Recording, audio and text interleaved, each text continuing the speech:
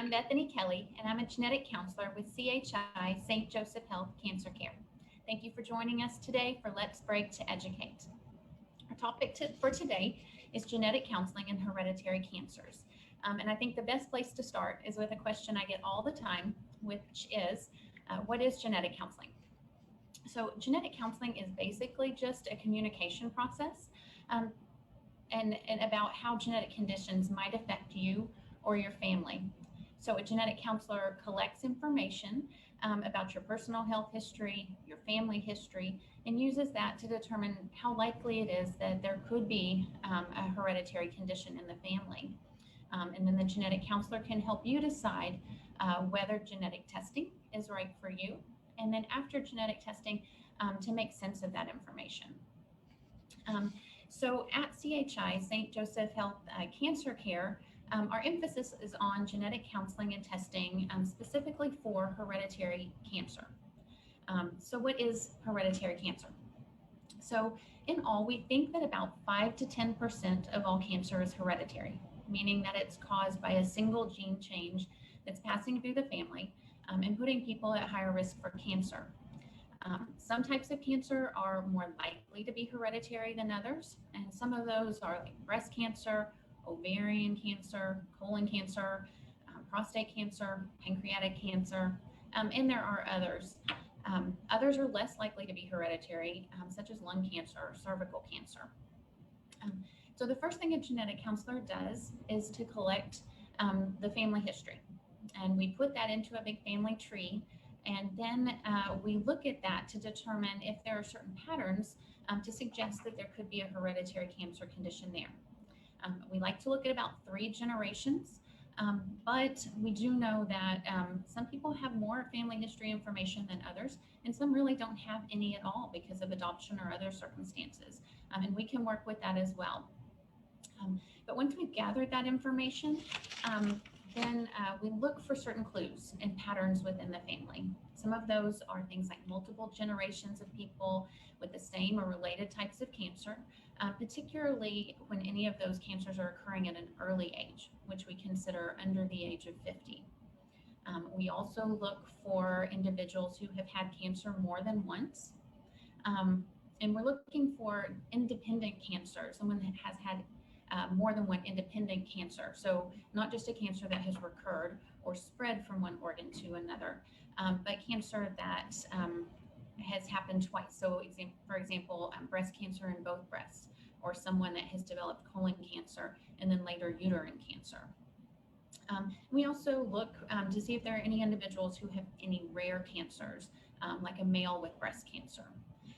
And the more of these clues that are present, the more likely it is that there could be a hereditary cancer condition in the family. And then in addition to these family history clues, there are also certain situations where guidelines recommend genetic testing for someone regardless of the family history. Our guidelines now say that anyone with pancreatic cancer, anyone with ovarian cancer, anyone with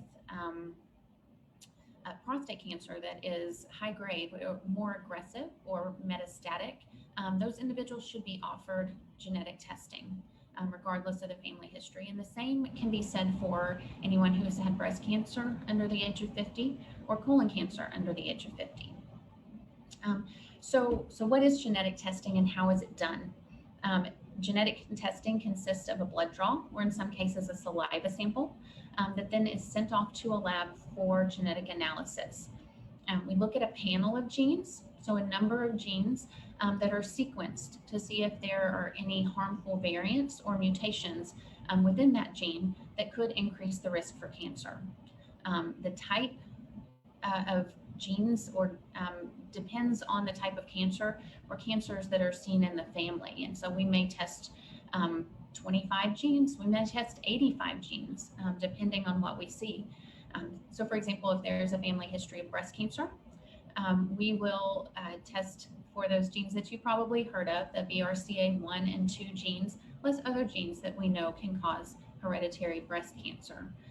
If there's colon cancer in the family, we will test for the genes that are involved in a condition called Lynch syndrome, and then other colon cancer genes as well. And then it usually takes about 3 weeks for us to get the results back when we do that. So what happens if somebody tests positive? What does that mean? If a person is found to carry a mutation in a hereditary cancer gene, the first thing that we want to do is sit down and educate them on what that means. Not all genes and not all gene mutations are created equal. Some may give a small but significant increased risk to develop one type of cancer. Others might give a larger risk to develop multiple types of cancer. And so it doesn't automatically mean that you're going to develop cancer, but we want to discuss that. So we talk about what types of cancers are involved, what those actual risks are, and most importantly, what we can do about it. So as I'm sure you know, unfortunately, cancer as a whole is not uncommon. So most people will have at least a little cancer, if not more, in their family history. But we think that if we can figure out who fits into that 5 to 10% that are at the highest risk, then we can empower and enable those patients and their families to do things to lower those risks. So what those things are enhanced screening, extra screenings, starting cancer screenings at an earlier age, maybe doing them at more frequent intervals. And the purpose of that is to catch any cancer that might develop at the earliest stage when it's most treatable. Or in certain cases, we have the opportunity to prevent cancer all the way around. And so we want to provide those options to patients as well. The goal is when you walk in is to make an individualized plan for everyone, whether their testing is positive or negative, or whether they choose not to do genetic testing at all. Even when someone tests negative, there's still often a family history that needs to be taken into account. And so we want to make specialized screening recommendations based upon the family history that's there. And of course, with a positive test, we spend a lot of time thinking about and talking about how that gene is inherited in the family and who else might need to be tested. And we can facilitate testing for other family members as well. So this is the goal of genetic counseling and testing. It's awareness and empowerment and having someone to really walk alongside you and help you understand and process what is sometimes very complex information and sometimes difficult information. But one thing that I want to emphasize is that genetic counseling is a communication process. We are gathering information from you. We are giving information back to you. And then we want to help you make the decisions that are best for you. Coming to a genetic counseling appointment in no way obligates someone to do genetic testing. Many people choose to go ahead with genetic testing and some don't.